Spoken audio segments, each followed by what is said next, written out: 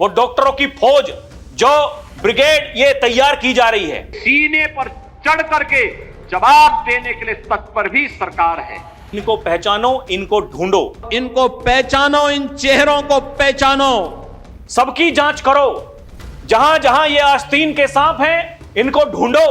वो इस देश को पाकिस्तान बनाना चाहते हैं। जो शासकीय योजना में हड़पने की होड़ में पहली लाइन में खड़े होते हैं, जहां सरकार की योजनाओं का लाभ उठाना हो, सबसे पहले जाकर के खड़े हो जाएंगे। और उनकी गर्मी को शांत करने के लिए हमें डेंटिंग पेंटिंग का सहारा लेना पड़ता है। डेंटिंग पेंटिंग के आगे क्या होता है? फिर राम नाम सत्य हो जाता है। एक तरफ दिल्ली में जोरदार धमाका, तो दूसरी तरफ यूपी में बाबा का खतरनाक एक्शन। बीती रात जहां दिल्ली की सड़कों पर अचानक धमाके की आवाज ने सबको हिलाकर रख दिया, सब हैरान थे, परेशान थे। चारों तरफ धुआं, सायरन और दहशत, पूरे देश में हाई अलर्ट। उसी वक्त यूपी की धरती पर बाबा की पुलिस ने गोलियों से जवाब दिया। ना कोई बयान, ना कोई मीटिंग, सीधा एक्शन। दिल्ली में धमाके के बाद कई एजेंसियां जांच में जुटी हैं, सुराग तलाशे जा रहे हैं। तो यूपी में योगी आदित्यनाथ ने अपने तरीके से जवाब दिया है, जहां दो दुर्दांत अपराधियों का जहन्नुम टिकट काट दिया गया है। नमस्कार, डीएनपी इंडिया में आपका स्वागत है। मैं हूं आपके साथ राहुल चौधरी। उत्तर प्रदेश में अपराधियों के खिलाफ योगी सरकार का एक्शन लगातार जारी है। एसटीएफ मेरठ यूनिट ने सोमवार की रात को मुरादाबाद में 1 लाख के इनामी आसिफ टिड्डा और 50 हजारी दीनू को मार गिराया है। इन दोनों ने मुरादाबाद के एक प्रॉपर्टी कारोबारी से 1 करोड़ की रंगदारी मांगी थी, साथ ही उस पर जानलेवा हमला भी किया था। दोनों पर उत्तर प्रदेश समेत कई राज्यों में करीब 90 मुकदमे दर्ज हैं। बताया जा रहा है कि आसिफ टिड्डा और दीनू ने मुरादाबाद पुलिस की नाक में दम कर रखा था।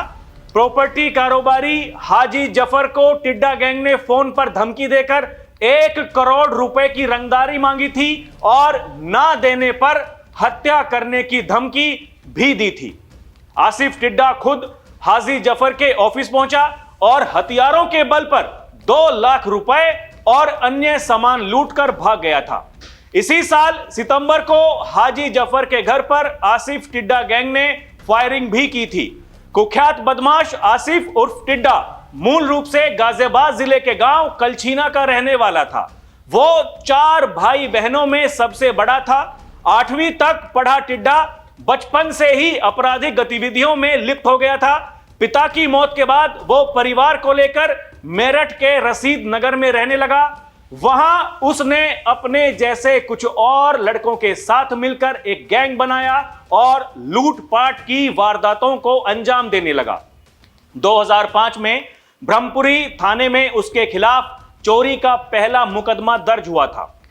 एएसपी सतपाल अंतिल ने बताया है कि आसिफ टिड्डा और उसके गैंग ने मेरठ, गाजियाबाद, बुलंदशहर, अलीगढ़, हापुड़, मुरादाबाद, मुजफ्फरनगर समेत उत्तराखंड, दिल्ली और हरियाणा में लूट, हत्या, डकैती, हमला जैसी दर्जनों वारदातों को अंजाम दिया था।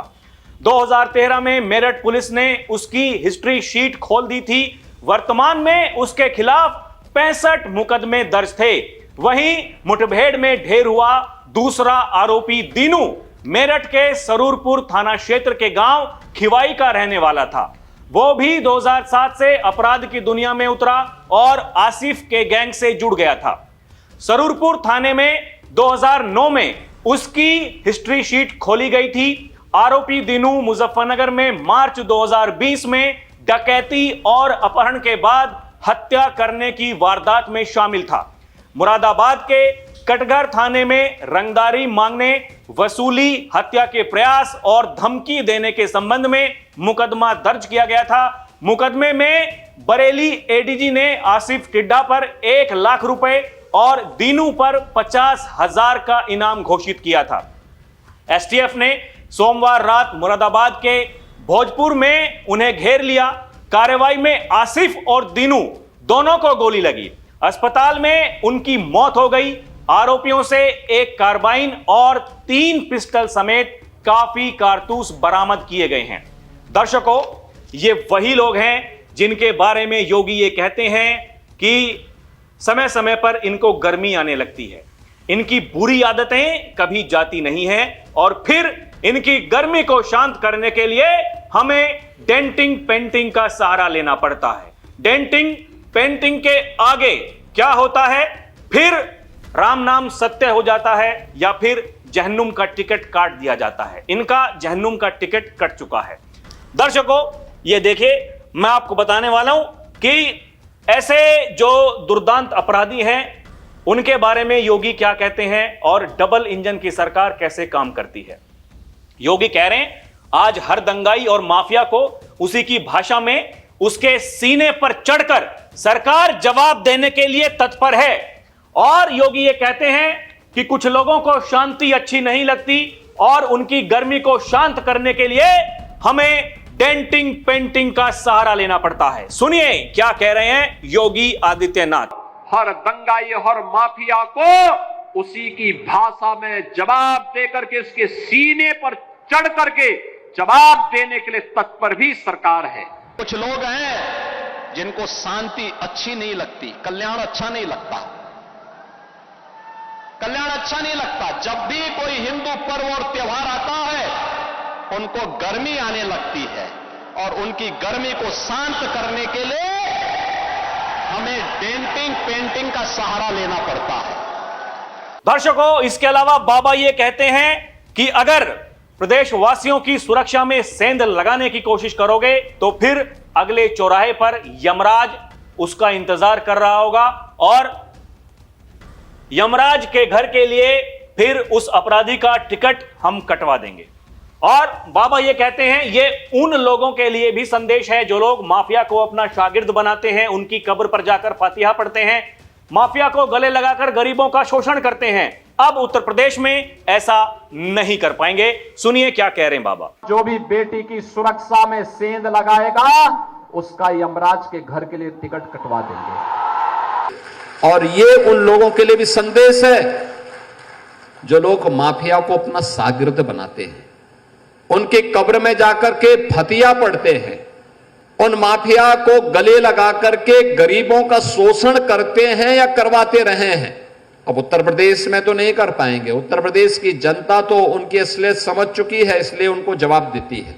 दर्शकों, दिल्ली में जो कुछ हुआ वो कतई नहीं होना चाहिए था, लेकिन ऐसे आस्तीन के सांप जब इस धरती पर रहते हैं, इस देश की धरती पर रहते हैं, तो फिर आप उनसे कोई उम्मीद मत कीजिएगा, क्योंकि वो ऐसे लोग हैं जिन्हें कुछ अच्छा नहीं लगता। इस देश की तरक्की, इस देश का विकास उन्हें कुछ अच्छा नहीं लगता और उन्हीं के लिए बाबा ये कहते हैं इनको पहचानो, इनको ढूंढो और उनको बताओ कि आप लोग ये जो कर रहे हैं ये ठीक नहीं कर रहे हैं। फिर भी अगर वो नहीं मानते हैं तो प्रशासन को बता दो, उनको ठोकने का काम प्रशासन खुद कर लेगा। दर्शकों, ये देखिए, पूरे देश में हाई अलर्ट है, उत्तर प्रदेश में भी है, क्योंकि ये बड़ी साजिश उत्तर प्रदेश में करने की तैयारी थी। ये जो षड्यंत्र जो रचा गया था, जो योगी आदित्यनाथ कहते हैं अपनी भाषा में, इन षड्यंत्रों को पहचानना पड़ेगा, यानी ये जो षड्यंत्र हैं इनको पहचानना पड़ेगा। ये देखिए, दिल्ली ब्लास्ट कौन है? डॉक्टर परवेज अंसारी, जिसके घर पहुंची यूपी एटीएस, वेस्ट यूपी से लखनऊ तक घंटों चली छापेमारी। उत्तर प्रदेश में छापेमारी लगातार चल रही है, एटीएस अपना काम कर रही है, जिसके लिए उसे जाना जाता है। ये जो इनकाउंटर हुए हैं ये भी एटीएस ने किए हैं। देखिए दर्शकों, ये बाबा का यमराज यही है और यही छापेमारी भी कर रहा है। बताया जा रहा है जो लखनऊ में संघ का कार्यालय था उसको नुकसान पहुंचाने की तैयारी थी। बताया जा रहा है जो मुख्यमंत्री आवास और मुख्यमंत्री कार्यालय उसकी भी रेकी की गई थी, इसीलिए यह छापेमारी हो रही है। यह देखिए ना, मीडिया रिपोर्ट्स में छपा हुआ है, यूपी में नया ठिकाना बनाना चाहते थे आतंकी, दिल्ली विस्फोट के बाद एक्शन तेज, ताबड़तोड़ छापे।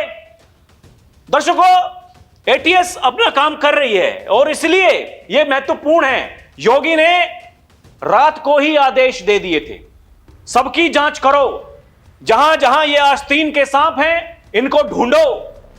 जो भी आपको लगता है कि ये षड्यंत्र में शामिल हो सकते हैं, उनको पकड़ो, उनसे पूछताछ करो, और कुछ भी अगर ऐसा मिलता है तो फिर उन्हीं की भाषा में उन पर कार्रवाई भी करो। ये देखिए, आतंकी की गर्लफ्रेंड डॉक्टर के घर लखनऊ में एटीएस, जम्मू और कश्मीर पुलिस की छापेमारी, दिल्ली ब्लास्ट से जुड़े तार। ये देखे ना दर्शकों, ये क्या हो रहा है। ये आतंकी संगठन लखनऊ को अपना केंद्र बनाने की कोशिश कर रहे थे। पिछले कुछ समय से आतंकी संगठन यूपी के युवाओं को बरगलाकर अपने साथ जोड़ रहे हैं। पढ़े लिखे युवाओं का ब्रेन वॉश किया जा रहा है। पिछले कुछ समय से पाकिस्तान बांग्लादेश के रास्ते आ रहे घुसपैठियों के रूप में कई संदिग्ध भी देश में आ चुके हैं। दर्शकों, ये आस्तीन के सांप जो हैं, ये हर जगह हैं, ये हर डिपार्टमेंट में हैं, वरना ये घुसपैठिए ये कैसे आ जाते। इनका भी खात्मा जरूरी है। एक तरफ हमारी सरकार ये कहती है 2047 विकसित भारत, लेकिन ये समझना होगा एक बड़ा वर्ग ऐसा है जिनका टारगेट है 2047 इस्लामिक कंट्री। वो इस देश को पाकिस्तान बनाना चाहते हैं। उनकी मानसिकता यही है, वो बीमारू मानसिकता। लेकिन ऐसे षड्यंत्रों के खिलाफ अब मोदी योगी जो कार्रवाई कर रहे हैं, क्योंकि प्रधानमंत्री ने कह दिया भाई बख्शे नहीं जाएंगे। ये जो षड्यंत्र में शामिल हैं, हमारी सुरक्षा एजेंसियां जांच कर रही हैं, किसी को नहीं बख्शा जाएगा। उधर योगी अलग कह रहे हैं। योगी ये कह रहे हैं कि जब सरकारी योजनाओं का लाभ उठाने की बात आती है, ये सबसे आगे लाइन में खड़े होते हैं, लेकिन वंदे मातरम बोलने को तैयार नहीं है। इनकी मानसिकता को पहचानिए। वंदे मातरम बोलने में क्या दिक्कत है? अरे आप इस देश की धरती पर रह रहे हैं, इस देश की धरती से आपको मोहब्बत होनी चाहिए। आप वंदे मातरम नहीं बोलेंगे, लेकिन जहां सरकार की योजनाओं का लाभ उठाना हो, सबसे पहले जाकर के खड़े हो जाएंगे, हमें दीजिए लाभ। और जाइए आंकड़े उठा करके देखिए इनकी भागीदारी कितनी है सरकारी योजनाओं में। इनकी हिस्सेदारी से ज्यादा इनकी भागीदारी है। समस्या तो यही है, जब सब कुछ करने के लिए तैयार है सरकार, तो फिर ये अराजकता क्यों, ये देशद्रोह क्यों, इस धरती से इस तरह का खिलवाड़ क्यों इस देश को फिर से बांटने की तैयारी हो रही है, इस देश के टुकड़े करने की तैयारी हो रही है। ये कौन लोग हैं जो नहीं चाहते ये देश तरक्की करे? ये वही लोग हैं दर्शकों जिनकी बुरी आदतें कभी जाती नहीं है। यही कहते हैं योगी आदित्यनाथ और ये पिछली सरकारें। अब सब शांत है, मौन है, कोई कुछ नहीं बोल रहा है। वो जो धर्मांतरण करवाते हुए पकड़ा गया था छांगुर जलालुद्दीन, जब वो पकड़ा गया था, विपक्ष के नेताओं ने किसी ने एक बयान नहीं दिया। जब जाकर के मस्जिद में बैठते हैं मौलवी और मौलाना, उनके लिए जो कहते हैं, उनकी धर्मपत्नी के लिए कुछ नहीं बोल पाते हैं। ये ऐसे लोग हैं क्योंकि वोट बैंक का खतरा है। दर्शकों ये देखें ना, यही तो योगी कहते हैं कि पिछली सरकारों ने एक जनपद एक माफिया दिया था। वो माफिया लूटता था, शोषण करता था, विकास की योजनाओं में डकैती डालता था, गरीबों के हकों को छीनता था, और आज माफिया दूर की कौड़ी हो चुका है। सुनिए क्या कह रही योगी। याद करिए, पिछली सरकारों ने एक जनपद एक माफिया दिया था। वो माफिया लूटता था, शोषण करता था, विकास की योजनाओं में डकैती डालता था, गरीबों के हकों को छीनता था। वन डिस्ट्रिक्ट वन माफिया आपने पैदा किया था। आज माफिया नहीं है, दूर की कौड़ी हो चुकी है। गोरखपुर के सब माफिया तो पहले ही जा चुके थे, उनको हम पहले निपटा चुके थे। बाकी जो बच्चे खुचे थे उन सबको हम लोगों ने उनकी गति को पहुंचा दिया है। और हम लोगों का प्रयास था कि राम मंदिर बनने के पहले राम नाम सत्य है, इन सब का हो जाए। दर्शकों, इसके अलावा योगी आदित्यनाथ का यह कहना है और एकदम उनका जो संदेश है स्पष्ट है। अगर बेटी की सुरक्षा पर हाथ डालने का प्रयास किया, व्यापारी के प्रतिष्ठान में आग लगाने का प्रयास किया, उत्सव में अराजकता पैदा करने का प्रयास किया, यह रास्ता सीधे नर्क में जाने का होगा।